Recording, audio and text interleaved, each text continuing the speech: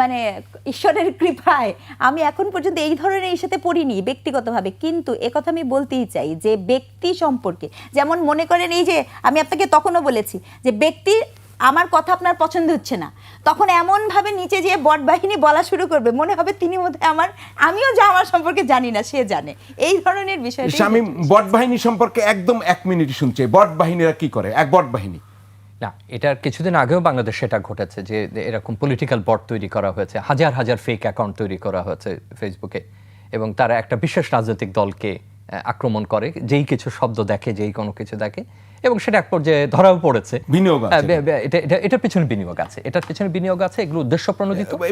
এগুলো কি শুধুমাত্র যারা বাইরে থেকে তারাই করে না, যারা ক্ষমতায় থেকে তারাও করে? এক সংক্ষেপে এটা বৈশ্বিক উদাহরণ দিলে দুই পক্ষই করে, কিন্তু সাধারণত দেখা যায় যে যিনি বিরোধীতে থাকেন তারাই তো ক্ষতির শিকার বেশি হন। তবে এখানে এই সতর্কতাও দেওয়া ভালো যে ভবিষ্যতে যে আর্টিফিশিয়াল ইন্টেলিজেন্সের যে বিকাশ হচ্ছে সেখানে এটা কোথায় দাঁড়াবে সেটা একটা বড় ধরনের প্রশ্ন।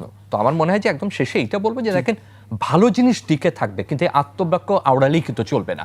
ভালো টেকানোর ব্যবস্থা করতে হবে, গুজবে সে যাতে কান না দেয়, সেই জন্য আমাদের দায়িত্বশীলতা দেখতে এবং শুভবুদ্ধির উদয় তো হোক, এটা প্রত্যাশাই করি। শুভবুদ্ধির উদয়ক। ধন্যবাদ শামীম রেজা, ধন্যবাদ স্নিগ্ধা রেজওয়ানা, এবং আমাদের নিয়মিত ফ্যাক্ট চেকার তানভীর মাহতাব আবির, আপনাকেও অসংখ্য ধন্যবাদ।